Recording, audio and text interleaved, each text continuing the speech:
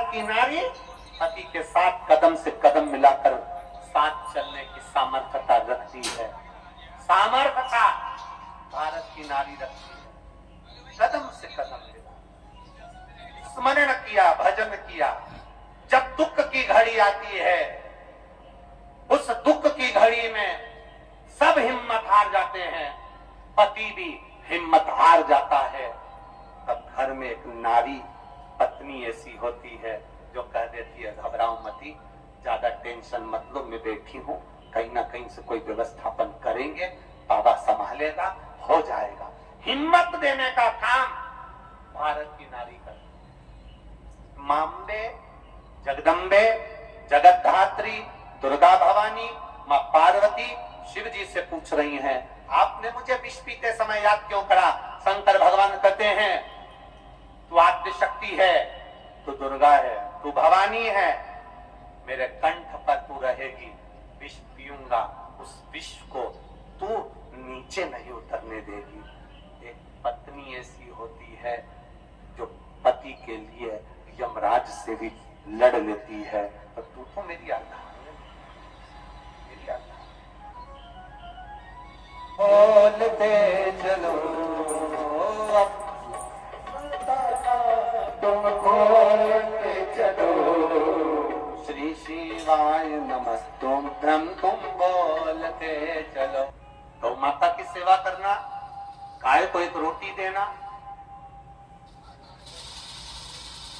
गाय को अपने घर में रखना, संभालना, गौ माता की सेवा में तल्लीन रहना, ये शंकर की सेवा के बराबर ही है।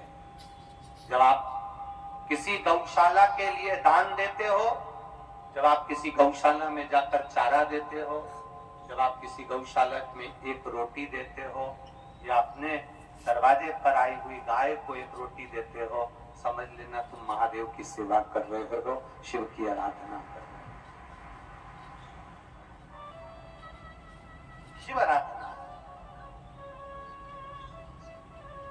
अपने घर की लक्ष्मी, अपने घर की गौ माता, अपने घर की बेटी सही जगह पर जाए, सही जगह पर लगे, ये भगवान से प्रार्थना। हम तो आप लोगों से भी कहते हैं, आजकल लोग सीवर वाले महाराज के नाम से भी बहुत धंधा करने लगे हैं। कहीं फेसबुक पे कोई डाल देंगे, कोई तुम्हारे पास। हमारी सीहोर की विठलेश सेवा समिति कोई रसीद कट्टा लेकर, रसीद बुक लेकर, रसीद लेकर आपके यहाँ नहीं आती है, ना इस पूरे पंडाल में कहीं रसीद लेकर घूमती है।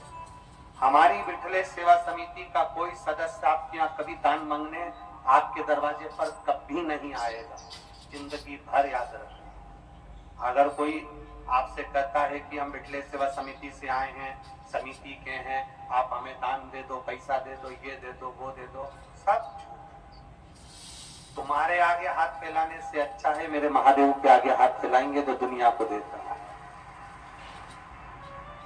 हाँ, व्यास पीठ के नजदीक से जो आप दान धर्म पुण्य करते हो, जो दान कार्यालय पर दान देते हो, या सीहोर दान देते हो, या ऑनलाइन दान देते हो, वो दान भी अगर आपने दिया है तो एक बार जाकर जरूर देखना कि सीहोर में तुम्हारा पैसा सही जगह लग रहा है कि नहीं लग रहा।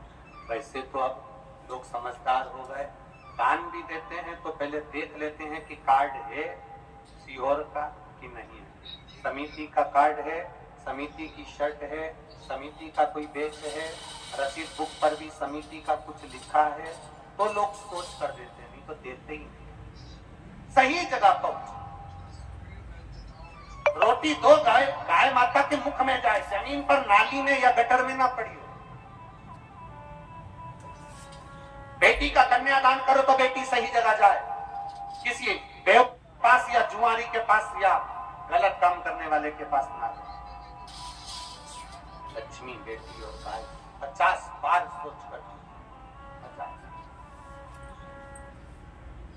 भगवान गौ माता के उदर से प्रकट हुए, गाय के पेट में भी शिव रहे।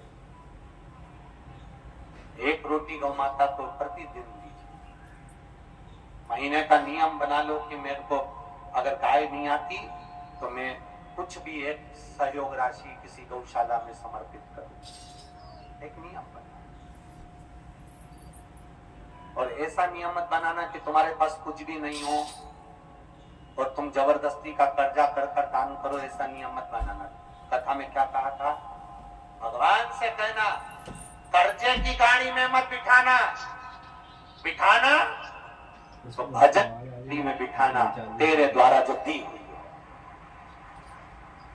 कर्जा लेकर गाड़ी में नहीं बैठूंगी, तेरा इतना भजन करूंगी, जल चढ़ाऊंगी, और गाड़ी बंगला जमीन तू देगा, बेटे का विवाह तू कराएगा, बहू की गोदी तू भरेगा, बेटी का विवाह तू कराएगा, नौकरी सर्विस दुकान व्यापार व्यवसाय सब तू कराएगा।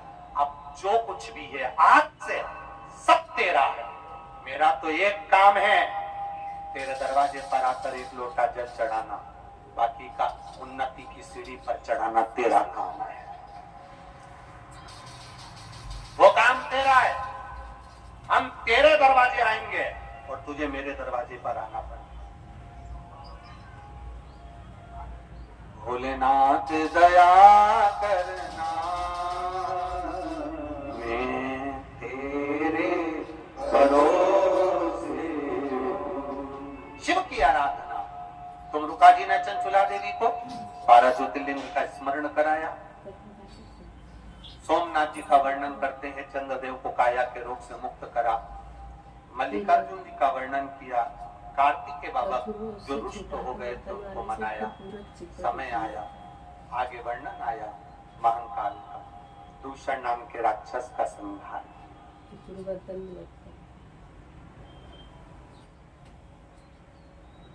कभी जिंदगी में अगर आपको मौका मिले और 12 ज्योतिर्लिंग में, जैसे अभी उज्जैन में हुई, पहले काशी में हुई, कभी मौका मिले और 12 ज्योतिर्लिंग में कहीं अगर कथा सुनने को मिले शिव पुराण की, तो प्रयास करना कि कभी आपके नजदीक में कहीं ज्योतिर्लिंग पर कभी बाबा अगर योग लगाएगा और हम आ गए और बड़े प्रेम से कहीं शिव पुराण हो गई, तो उस जगह का कथा जिंदगी में मत छोड़ना, उसको श्रवण जरूर करना। कभी मौका मिल जाए, आप ज्योतिर्लिंग की भूमि पर कभी शिव पुराण सुनने का मौका मिले,